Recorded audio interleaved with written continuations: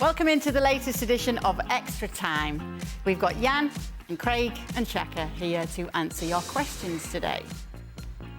The end of the show kind of took a weird turn there. It did take a little weird turn. I'm not sure what was happening. Yeah. I just There was tried to stay happening. out There as was best I could. happening.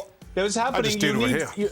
1,000 years, then you will kind of romance that the Norwegians went to Scotland and UK. It takes 1,000 years, then we can be charming. But of course, okay. I'll see you in 1,000 years. I only asked him about a result, and he ended up wearing a big hard hat with horns coming out at the end of it. I'm not coming back in 1,000 years to do the power rankings again.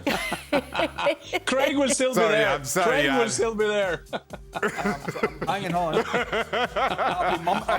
I'll be mummified. Just sit at the end. Like a normal week, really. Yeah, nobody will know.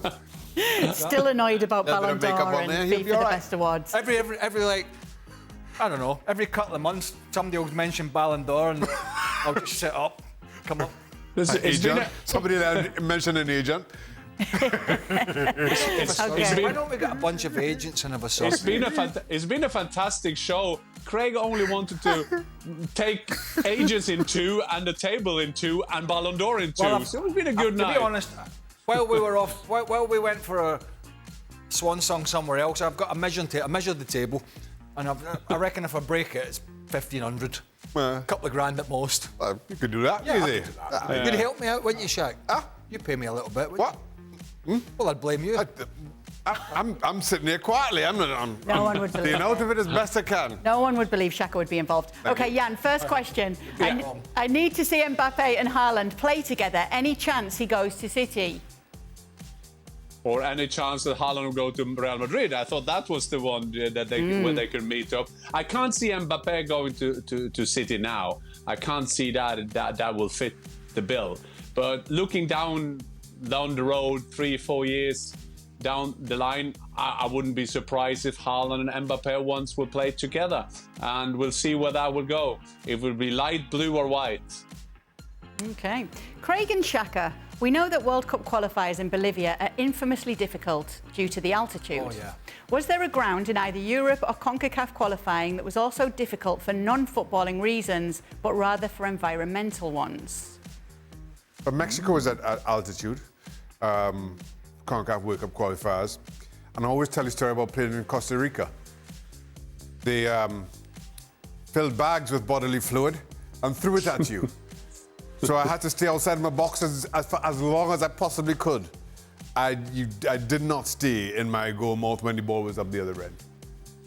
And then when you're on the bench, we all had to everybody kind of huddled. They had one of those benches with the, plastic over the top. Everybody had to kind of stay squished in there because it could rain at any time. That was, I mean, the only time you were in your 6-yard box was when a cross was coming in. That was the time that you that was the time you were actually needed to come out. Pretty much. Seriously, it was. But I mean, that's not a very. It's a very. I don't know. Yep. Nah. All that. Everything that you're thinking, it's all of that. Not something you would think about doing, surely. Anywhere that stands out to you that's Not been really difficult? St Etienne for me, but not because it was environmentally in my head. Not for any other reason. I played there a couple of times for the national team, and it just went horribly wrong. But not really, no, because we didn't have to play down in South America or wherever. We're certainly not at altitude where I know Ali was talking the other day about Bolivia and how hard to get your second wind and breathe and all that. Actually, we played a friendly in Washington, in Maryland, at the old Washington Commander Stadium. All right, yeah. You know how RFK. And I've never, at that time, maybe never been more used to it, but I remember how humid it was. Yeah. And I'd never felt that humidity before, playing down in that area at the end of May. That's tough. Yeah. I mean, I suppose now DC it'd be is I mean, yeah, DC, it just seemed... The US can do that to you. The US you can play in the humidity of DC, the heat of Texas, altitude of Denver or some of these sort, or in the winter months, which which you'd always do if you come up one of the Caribbean countries and you're playing them in November, you would play up north somewhere. You'd play in New York or upstate New York, where it was just frigid. So they could move around the US and change the conditions entirely. I played the first game I played for Norway, my first cap. I was 19. We went to Grenada in the Caribbean. And the oldest player in our team, Åge Hareide, who is now the national coach of Iceland, by the way, he got so sunburned that the preparation before the game was all about finding a way to have his shirt up so he could play actually the game. This was the time where we had a kit manager who helped us against the sun by giving us kind of thing that made it 100 times worse. There was no protection. Coming white, pale Norwegians to Caribbean, that was a tough game. That was a tough game. Rather lack of forward thinking of booking that trip, really, isn't it? Yes, book the beaches. You ever played in the Faroe Islands, Jan? No, I haven't. That is a strange one. That is a strange one. But they're doing well at the moment. If you see this team who's been now, they're in Conference League. They knocked out Häcken, the Swedish champion, and nearly knocked out Molde. So Faroe Island, very impressive with Iceland, what they can do with less resources. Well, it must have moved on since when I was there. Yeah. We played Scotland. We played there. Never got dark during the night, which wasn't great for sneaking out for a couple of beers. I wish I never said that. So the truth comes out. You know, in the old international days, don't tell me you don't know, right? In the old international days, some players, not me, some players were known for trying to sneak beers up the fire escapes of hotels and stuff into the room. You can sit and have a game of cards with the boys. I'd watch, just watching. Sit and have a game of cards. That's very difficult to do in the Faroe Islands. Very difficult. Yep. All that line. But not you. But not you. But not right. So you've heard. Or so you've heard. Well, he knows you know. Yeah. Well, I've heard these stories. All right, Jan, how likely is it for this Norway squad to make it through Euro qualifying? Assuming Spain will safely go through in that group, can they catch Scotland for the second spot? No chance. I know our national coach and my former teammate Solbakken says that, and he has to say that no, we don't. There's so many things going on. What the big thing in Norway now is to try to find out how we can come in the Nation League way, because but that means that Norway have to support now 23 teams around Europe to get amongst the 2 best in every qualification group. And we try to explain to fans. Nobody understands it. The pundits doesn't understand it. So no, Spain will. I'm not saying they will win the group. I think even Scotland have a chance to win that group. We play Spain at home. We have to win that game. We're playing Scotland away. We have to win that game. And then we need help as well. So unfortunately, so many good players going forward. So many not good players going backwards. And that costs us. Scotland away is the final game, I believe. Yeah. For Norway. And so, but I think I might be wrong. For Norway, it's Georgia, Spain at home, which is those are the 2 big ones, and then if they win those 2, it could go down to the last game. But that's a big if. It's really nervous, Craig is. Yeah. Like the rest of the Scots. Typical Scotsman. Nervous. Okay, I've been waiting for this question. How many times did Stevie bother you while he was on vacation? What were some requests? Well, that's an easy answer. The answer is 0. None for me too. Because he's an experienced dude these days, and he knows if he rings, I'll just go like that. He called Dan though. He called Dan at 4 a.m. Yeah. So Dan is his go-to. Dan's his go-to. Dan's his go-to. Dan's seems to be at the moment his only friend in the world. Phones him up when there's a penalty, phones him up when there's a bad tackle, he phones him up when there's a referee. But this was an immigration issue. Well, he phones him when he's got an immigration issue and he's 3,000 miles away. He phones Dan. He's got one phone call from prison. calls Dan. Yeah. Would you receive the check?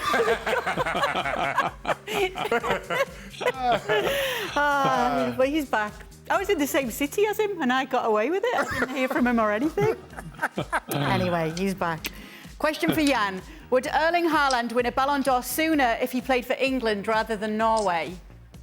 Well, I can only... There's so many advantages being in a Norwegian, have our red passport, but it comes to World Cups, we are struggling, or Euros. But I think that Erling Haaland should win the Ballon d'Or. I think that Erling Haaland deserved it. He won the treble. He scored goals. But did you see, guys, that the voting from FIFA Ballon d'Or started the day after the World Cup final? How do you think the votes are gone the days after World Cup final? Messi standing there with a Julius Rimet or whatever trophy. We will vote for Haaland. Yeah, right. So now, I think Erling Haaland should win Ballon d'Or. It's nothing to do with disrespect for Messi, the best player ever. But for me, it's clear a Norwegian should win Ballon d'Or. If he played for England, yeah, maybe. But I think that Messi would still have that political advantage of it.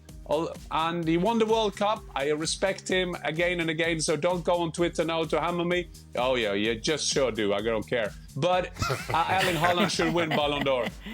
Yeah, Messi's... Jan is sounding like Van Gaal. Who invited Louis on the show? Conspiracy theories. well, we know Messi's going to win it because it suits them all. FIFA doesn't, or wherever it is. Who cares? But as I said 2 weeks ago, whenever it was, when I had a bit of a pile on from people, as if that matters. Who cares? A bunch of muppets that are voting for it. Absolutely. How can you have Erling Haaland's 50-odd goals, and how can you have all those domestic trophies, and you have the Premier League and the Champions League, and then you're voting for Messi, great player, 4-week period, World Cup. Come on. You know, I hear from people when you guys say something, and I don't know if it's because they think I'm going to be like reasonable and talk to you guys about it, but I get like big threads about something you've said. Dan gets that. Why do they think you're going to be reasonable? That's what I want to know. Why? But to be fair, why do they think that? But to be fair, Craig, for a guy who doesn't care about Ballon d'Or, you must be the man in the whole world who speaks most of Ballon d'Or. I just like calling people... I blame you, Jan, for winding them up. No. If I have any chance to call somebody a muppet, then I'm in. I'm absolutely in. What about FIFA the best? Sorry, FIFA the best. If I've upset journalists, national team then coaches. So be it. I don't Okay, care. FIFA the best. Sorry? The voting for FIFA the best. You're going to have captains, national team coaches voting here, not just journalists. Yeah, no. FIFA, that's not the Ballon d'Or, though, is it? No, but they are not. If it is FIFA the best, have you not got as much an issue with the way that voting is there? Yeah. I have, yeah. Because some of these captains and coaches are equally as big a muppets. Well, because they'll just vote for... Look, they're not objective. Most of them are not objective. You go back and look at some of the voting. You go back and look at some of the Ballon d'Or voting or FIFA best, but whatever cod's wallet they come up with, you go back and look at it and you go, how have they been voting for that person?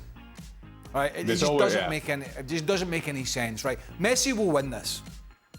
Messi will win the Ballon d'Or. Erling Haaland should win it from me. You say Messi should win. Yeah, he's trying to... See a muppet? Yeah. Not the first time Craig's called me a muppet. He's called you I've never worse, called right? you a muppet. He's called me a muppet 1,000 years ago. And he's still willing 1,000 years. Between now and January the 1st, it's a long time, isn't it? I am not going to mention the Ballon d'Or again or be involved in any conversations. I'm just going to sit still, quiet, and there'll be no... There's a bet worth having. Let us have that bet. No. I think that's more likely that Elvis Presley will be on the show than you will not say anything about Ballon d'Or. Well, I hear Elvis is coming on. Okay. That ceremony that shall not be mentioned. What's the silliest red card that you or teammates got in your playing days? Well, it's an easy one for me. I only got two red cards. Well, it was the World Cup. 98. Stupidest. Kicked the Moroccan lad up in the air. Got sent. Just had a rush of blood to the head.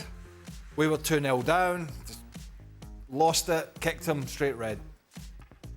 Couldn't change it. I've only had two in my career. One for bringing down Jimmy Floyd Hasselbank. That was a dive.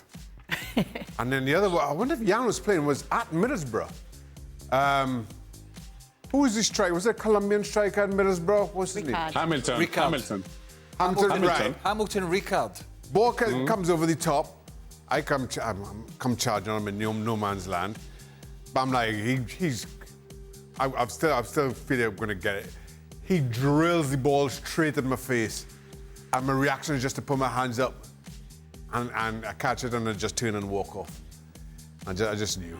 Did we give you a nice reception as you were walking off? Yeah, yes. Very, very kind up there in Middlesbrough. Well, you were probably 4-0 up at the time. Can't remember what happened. Not very kind. But Jan. Yeah, I've never been sent off, but at a national.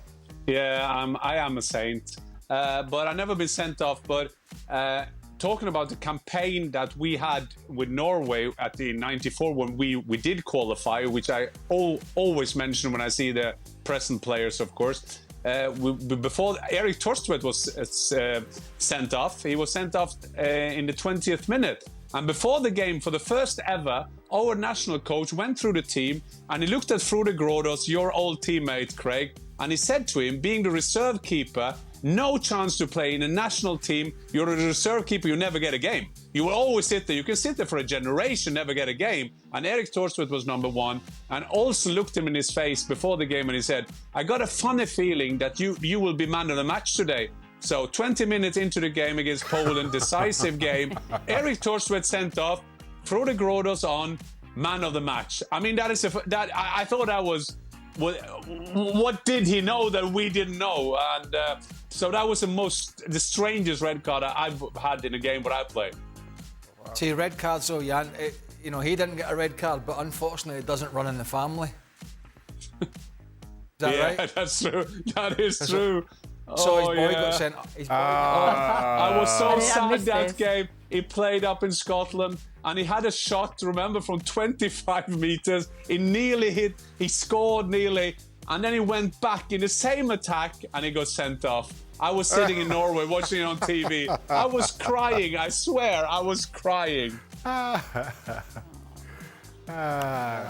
that will do it for the latest learned edition. that his son's not a saint, but Jan is. Yes.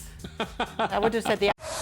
Well, thank you very much for watching ESPN on YouTube. For more sports highlights and analysis, be sure to download the ESPN app. And for live streaming, premium content, and let's not forget as well, ESPN FC 7 days a week. Subscribe to ESPN Plus.